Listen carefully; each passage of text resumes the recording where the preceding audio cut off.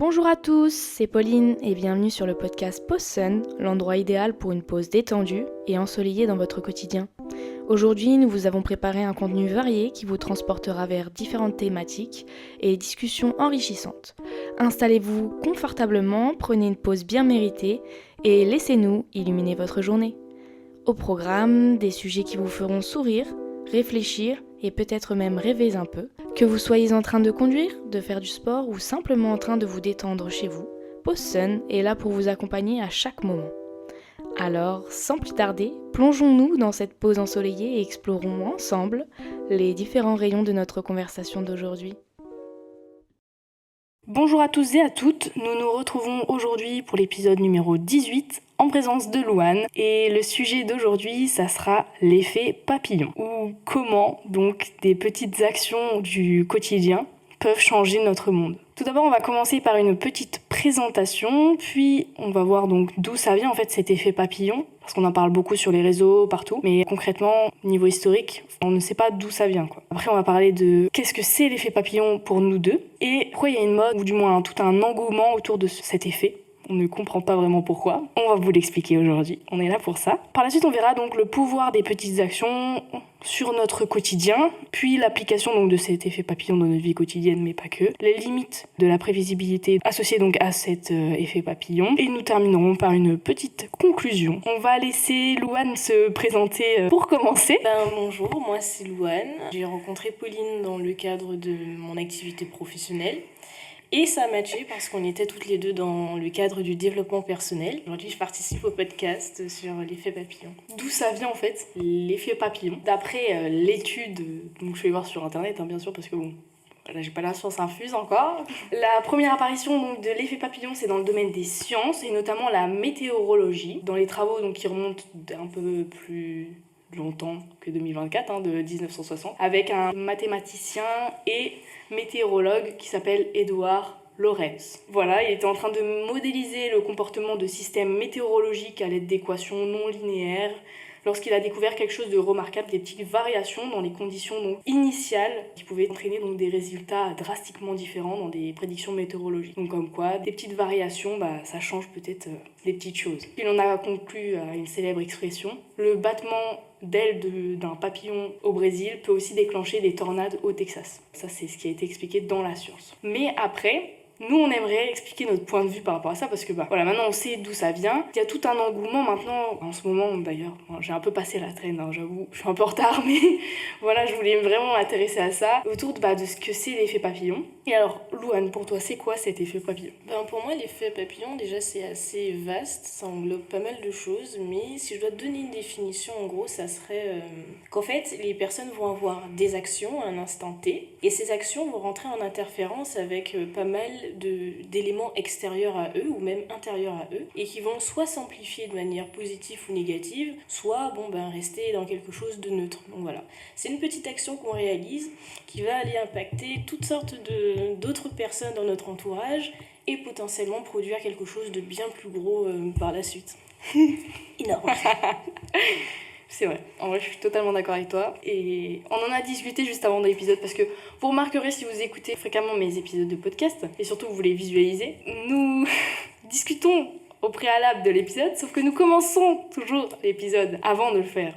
Et donc là je dis à tout le monde, c'est l'heure de commencer l'épisode parce qu'on est en train de spoiler. Donc on en a discuté et pour moi donc j'expliquais que je n'arrivais pas à définir concrètement ce qu'était l'effet papillon, mais du moins j'expliquais que en fait c'est vraiment une action que l'on va faire ou un choix plutôt, que je qualifierais moi plutôt d'effet boule de neige et non d'effet papillon. Et c'est quelque chose qui va entraîner une autre dans cette direction-là et donc ça va vraiment être soit un cercle vertueux si c'est positif, si vous faites un choix, vous allez demain choisir de déménager pour changer de boulot. Ça sera un choix positif parce que vous allez potentiellement avoir plusieurs opportunités, des choses qui vont bien se passer. Ou alors un choix négatif où vous allez vraiment vouloir rester peut-être dans votre zone de confort et alors là, il n'y aura rien de fructueux par rapport à ça. Et ça, c'est vous qui choisissez. Donc pour moi, l'effet papillon, vraiment, c'est propre à soi, c'est très subjectif, c'est à vous-même de choisir ce que vous voulez faire. Ça revient quand même un peu à ce que tu racontais, du fait qu'on fait des choix. Le résultat, du moins, découle de nos choix. Soit c'est bon, voilà, c'est vertueux, soit c'est négatif. Et voilà, c'est le risque à prendre, du moins un effet papillon. C'est comme une petite graine qu'on pourrait implanter quelque part et qu'on essaie de faire grandir. Soit ça sera une graine. En fonction des conditions, soit ça va pousser, soit ça va moisir. Pousser par là un peu. Voilà. Ou être bancal, ou ça va moisir parce que vous l'aurez pas bien arrosé. On fait beaucoup de. Comment ça s'appelle ça ? Métaphore. De métaphores dans cet épisode. Ça ne fait que commencer. Voilà, donc ensuite on va passer à pourquoi donc il y a un engouement, ou du moins une mode autour de cet effet papillon. Déjà donc, c'est certainement suite au fait de la viralité des médias sociaux, donc que ce soit les plateformes comme Instagram, TikTok, voilà, mais pas que aussi. Il y a aussi la télévision qui fait ça. J'ai un exemple, moi, avec la télé. Inconsciemment d'ailleurs, ils le font pas. Parce qu'en fait là, il y a l'effet papillon conscient et pas conscient. Genre l'effet papillon conscient où les gens vont parler de cet effet papillon sur TikTok et tout. Toi, je sais pas si t'as TikTok, mais... Oui, ça va.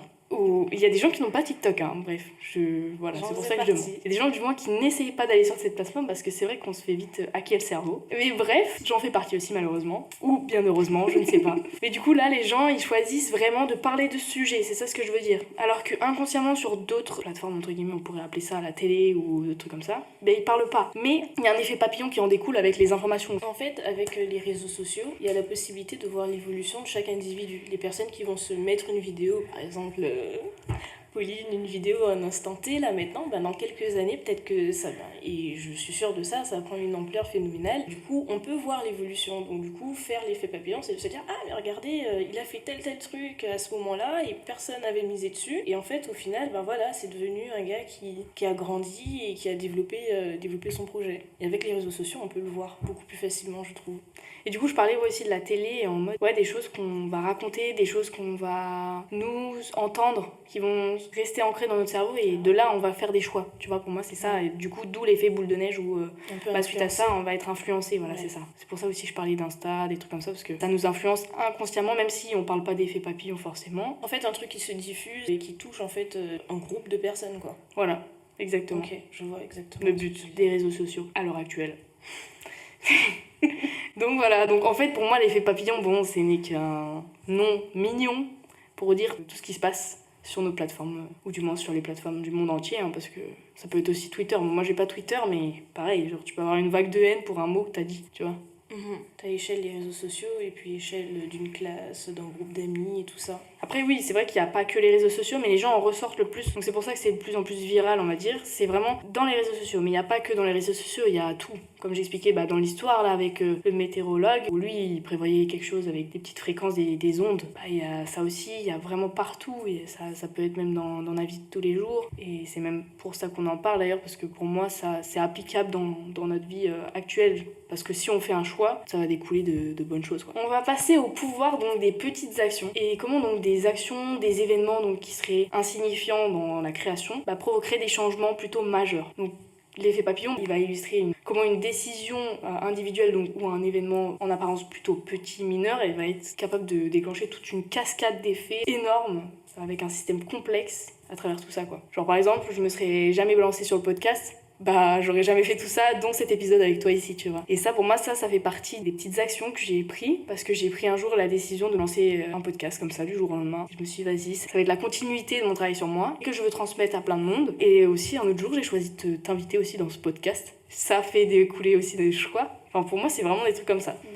Oui, moi, j'étais très à fond sur un projet en particulier. Et du coup, en allant au travail, j'ai fait le choix aussi d'en discuter avec Pauline. Et du coup, ça a amené on se voit après en dehors et qu'on fasse le podcast ensemble et qu'on se rende compte surtout qu'on est un peu sur la même longueur d'onde. Et j'en ai énormément appris d'elle. Et donc, aujourd'hui, franchement, je ne me serais jamais dit au moment où j'allais travailler que j'allais rencontrer cette personne-là et que, fur et à mesure dans ma vie, elle allait quand même... il allait y avoir autant d'interactions, quoi. Autant de participation à plein de trucs aussi. On a partagé plein de trucs que vous verrez incessamment sous peu, qui est très très intéressant d'ailleurs. Exactement. Parce que Louane a ses projets aussi, vous inquiétez pas pour elle. C'est pour ça qu'on s'assemble plutôt pas mal. Parce qu'on a plutôt pas mal de projets en commun, mais qui sont pas vraiment sur le même terrain, on va dire. J'en dis pas plus. Dans la vie de façon générale, moi je suis quelqu'un très petite. Quand j'étais très petite, en fait, dans ma tête, c'était important pour moi de travailler de façon à être entre guillemets la meilleure à l'école. Et au fur et à mesure, puisque du coup là j'ai intégré des études médicales entre guillemets, je me suis rendu compte que les pratiques que j'avais eues avant, qui semblaient totalement exagérées par rapport au niveau de classe dans lesquelles j'étais, et ça m'a énormément aidée par la suite. Et ça aussi, je me serais jamais dit oui, là tu vois, tu apprends à faire tel exercice et avoir une certaine discipline déjà très tôt, et en fait tu te rends compte que ah oui, cette discipline-là, sur cet événement-là, ça m'aide énormément. Et sans ça, franchement, j'aurais pas été là aujourd'hui. Et des petites actions qui te définissent aussi inconsciemment. Exactement, ouais. Pour moi, c'est ça aussi l'effet papillon. En fait, inconsciemment, ça nous définit en tant que personne parce que dès tout petit, tu fais des choix. Par contre, avant, les parents nous imposaient nos choix aussi. Ouais. Donc il y a des choses aussi, il y a des limites. Genre, en fait, t'as un certain âge où t'étais pas capable de prendre des choix ou d'avoir la responsabilité de tes choix et d'en découler toutes les réponses à tout ça. Donc par exemple, quand t'étais enfant, imaginons que t'as subi de la violence physique, c'est pas toi qui as choisi de faire ça malheureusement et on te l'a imposé. Mais c'est à toi de choisir de rebondir là-dessus, de prendre tout ce qu'il y a positif et de rebondir. Et justement, là, ces facteurs externes-là n'auraient peut-être pas fait de toi qui tu es aujourd'hui s'ils n'avaient pas eu lieu. Alors c'est triste de dire ça, mais il y a des gens c'est la vérité. Qui militent pour ça, qui ont subi effectivement des violences ou des traumatismes dans leur enfance. Et en fait, ces choses-là, ça leur a permis d'évoluer. Et ça fait d'eux des personnes exceptionnelles, comme Oprah Winfrey par exemple. Ouais, incroyable. C'est un chemin de vie juste incroyable. Et si elle n'avait pas appris de ça, elle serait pas la femme la plus connue quasiment. C'est un truc de fou, hein. Même on parle de Rihanna, elle est partie de zéro, et toutes ces stars, tout le monde est parti de zéro quoi, quand on réfléchit. Pareil, je suis encore d'autres influenceurs qui sont partis de zéro, qui ont eu des enfances terribles, mais voilà, faut savoir rebondir et du coup les choix, ça vous appartient à vous en fait ce choix-là, et c'est à personne d'autre de choisir pour vous. C'est pour ça qu'on se rend pas compte, mais vraiment nos choix nous influencent dans la vie quotidienne. Donc demain vous avez refusé par exemple d'aller à un date, ça se trouve c'était le mec de votre vie et vous avez loupé quelque chose, tu vois. Alors il y a beaucoup de gens qui pensent que comme ça, alors ils se disent vas-y je vais y aller tout le temps. Mais non, en fait, déjà là c'est trop. Genre, il y a un moment donné, il faut avoir une balance. Il faut se dire non, il faut se reposer, il faut pas abuser non plus. Ouais, je peux pas louper telle sortie, si t'es fatigué, n'y va pas. Enfin, oui, il y a des choix importants à faire quand ça respecte ta santé aussi, quoi. Pas être dans le forcing, pas essayer de provoquer entre guillemets, tu vois, laisser les choses se faire, quoi. Le lâcher prise. Exactement, c'est exactement ça. Ouais, c'est clairement ça. Il y a des choses, t'as le contrôle dessus, t'as des choses, tu n'as pas le contrôle, et voilà. De toute façon, tu sauras pas ce que t'auras raté parce que t'auras choisi quelque chose. Donc voilà, c'est un peu ça aussi. C'est un peu... J'ai encore une métaphore de fou. Vas-y. C'est un peu comme un Too Good To Go. Tu le choisis, mais tu sais pas ce qu'il y a dedans. Et moi, c'est pareil. T'es pas d'accord ? Ah ouais. Genre là, j'ai fait un Too Good To Go hier, j'ai jeté le truc, mais ça se trouve, ça aurait pu être de la grosse merde. Après, c'est bien parce que tu peux revenir en arrière et retravailler dessus. Si vraiment tu te dis, ouais, merde, je recule et tout, je vais faire un autre virage, je vais prendre autre chose, tu vois. Je me dis, ça peut être comme ça aussi. Après, malheureusement, il y a des choses que tu pourras jamais changer. Genre là, par exemple, si je me dis, ouais, mon podcast c'est vraiment naze, j'ai pas envie de continuer, je peux retourner en arrière et avoir le choix de m'arrêter maintenant. Je vous rassure, ce sera vraiment pas le cas. Mais voilà quoi, tu vois, tu peux toujours avoir le choix de faire quelque chose après, donc c'est pas définitif non plus, tu vois, cet effet papillon. Ouais, moi franchement, dans les événements de ma vie actuelle là, genre même très très actuels, j'ai appris un truc de fou, c'est vraiment, j'avais du mal avec le lâcher prise. Je voulais toujours tout déclencher, tout avoir, tout faire tout de suite. Et en fait, tu vois, en laissant faire les trucs tranquillou bilou, et déjà de je suis plus heureuse, et en plus tu sais, t'es ni triste ni contente ni pas contente parce que genre ça se passe comme ça. Et si c'est comme ça. cette situation là, c'est bon. Ouais, c'est le lâcher prise. C'est t'acceptes la situation et tu vis au moment présent. D'ailleurs, n'oubliez pas d'aller regarder mes autres épisodes s'ancrer dans l'instant T. J'aime trop, je me fais à la pub à chaque fois. N'importe quoi, la meuf. Mais bon, j'imagine que vous avez déjà écouté et tout. Si vous êtes des bons followers. Non, je vous embête pas, c'est bon. Maintenant, on va parler des applications donc, de cet effet papillon, qui se trouve donc dans divers aspects de la vie quotidienne, comme je vous ai dit précédemment, et on peut discuter aussi de l'impact des choix individuels, donc sur notre environnement, ou des actions donc, telles que, par exemple, un truc tout bête, un truc vraiment lambda, que beaucoup de gens le font maintenant, mais inconsciemment, c'est un choix aussi que vous faites, c'est de trier vos déchets. Parce que vous aidez la planète à aller mieux. Enfin, c'est pas une blague, genre. C'est vrai. Et on a un impact sur la santé de la planète. Là, ces petites pauses mains vertes. Non, je rigole. Enfin, voilà, de faire toutes des petites actions comme ça que vous faites. Ou par exemple, ceux qui ramassent les mégots, en vrai, ils ont un petit impact. Et puis, plus tu vas faire quelque chose tous les jours. Moi, vraiment, j'appelle ça le 1%, comme j'avais déjà dit dans les précédents podcasts. C'est vraiment, tu vas faire quelque chose une fois par jour. Tu vas te formater, tu vas vraiment aller dans cette ligne directrice qui va faire que ça va faire un grand changement de toi qui tu es. Genre moi, pendant 1 an, là, j'ai travaillé, donc chaque jour, je lisais un livre ou quoi, de développement personnel, ou du moins je m'instruisais. Ça m'a radicalement changé au final parce que j'ai fait tout un changement. Du coup, pour moi, c'était vraiment un effet boule de neige ou positif, mais il y a des phases normales où c'était négatif parce que j'étais pas forcément alignée avec moi-même et c'est compliqué, tu vois, enfin, ce changement et tout. Mais pendant 1 an, du coup, tu vas dans cette direction et tu te dis, voilà, tu prends un tournant pour aller mieux. Ça revient un peu avec l'histoire précédente, avec l'application de l'effet papillon dans ta vie quotidienne en soi, parce que c'est des petites actions qui changent vraiment ton monde. En fait, une fois que t'es bien focus, que t'es bien ok avec qui tu es et ce que tu fais, et tu prends un chemin, tu évolues sur toi-même. Et tu peux même attirer des personnes qui sont aussi dans ce processus-là et qui vont t'amener à, tu vois, à arrondir un peu les angles. Exact. Et je pense d'ailleurs que c'est ce qui s'est passé. C'est exactement ce qui s'est passé. C'est d'ailleurs ce que je lui ai dit la première fois que je l'ai vu. Voilà. Et c'est ce que j'ai dit aussi à mon copain d'ailleurs. Voilà, c'est ça, c'est que quand... J'étais émue d'ailleurs d'attirer des gens comme ça à moi parce que je me suis dit, c'est beau parce que ça prouve que moi j'ai changé. Parce qu'en fait, comme j'ai déjà dit dans plein de mes épisodes, mais en fait... tous les gens, tout notre entourage, une fois que vous êtes changé intérieurement, tout votre entourage, c'est que le reflet de ce que vous êtes. Et donc en gros, si t'attires que des gens qui sont comme toi, enfin, comme toi tu veux devenir ou comme la version de toi que tu rêves d'être, c'est que t'as changé et que t'as évolué, tu vois. Exactement.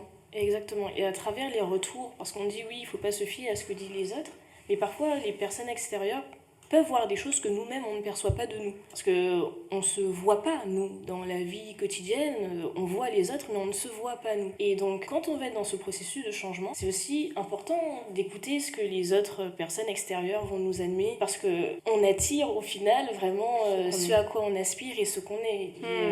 C'est ça, quand tu disais, le 1% de faire récupérer le mégot et tout, et ça, je trouve ça important. Parce que quand tu vas faire cette action-là, tu vas entraîner d'autres personnes dans ce processus-là. Ouais, c'est vrai. Et même inconsciemment, les gens vont le voir faire. Et ça, c'est le truc de groupe, etc. Et eux, ils vont le faire. Et puis, quand vous allez être 2, et puis ça va être 3, 4, 5, 6, 7, 8. Ouais, il y a plein de monde. Ouais, c'est ça. Et dernièrement, je regardais une vidéo et c'était Tristan Vang de Feuille, là. Que je connais pas du tout. Ah si, mais tu m'en as parlé juste avant. Non, oui, ouais. Et c'est un gars aussi qui est dans ce processus-là et j'aime bien l'écouter. Il racontait une histoire, c'est qu'en gros, il y avait des animaux dans la forêt. Et la forêt, elle a pris feu. Et en gros, tous les animaux, ils ont fui la forêt, forcément, puisqu'ils vont pas essayer de faire barbecue.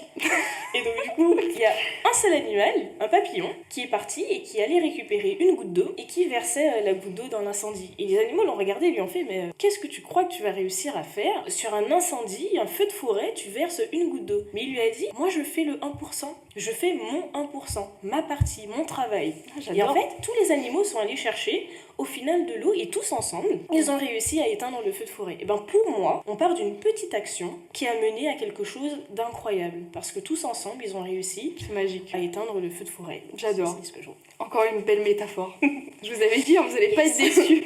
Éviter les feux de forêt. Ça, c'est sûr que c'est hyper important, ce 1%, faire un peu tous les jours. Et du coup, je voulais revenir un peu sur ce que tu avais dit pour pas te couper, mais vraiment s'entourer de gens bienveillants parce que malheureusement, t'as des gens qui seront toujours envieux, toujours là à te rabaisser, à dire non, mais t'as personne, t'as pas de followers, t'es naze, ci, là. En fait, tout arrive à temps. Genre, vraiment, tu travailles, mais faut que tu sois discipliné. Et forcément, c'est comme si tu vas à la salle, tu vas pas avoir demain des abdos de fou. Enfin, c'est la continuité du travail que tu vas faire et donc ce 1% tous les jours qui va faire que tu vas attirer à toi des bonnes personnes, que tu vas avoir tout ce que tu veux. Et c'est pour ça que je parle vraiment d'un cercle vertueux parce qu'on peut aussi avoir ça en cercle négatif et alors on reste vraiment focus sur les gens négatifs qui nous entourent et donc là on se rabaisse entre guillemets se conforter pour se conforter ou du moins de rester dans notre zone de confort et dans notre routine. Dans la facilité, ce que je peux appeler ça. Pas se satisfaire de ce qu'on a déjà, mais bon, faut toujours essayer d'aller plus loin que ce qu'on a.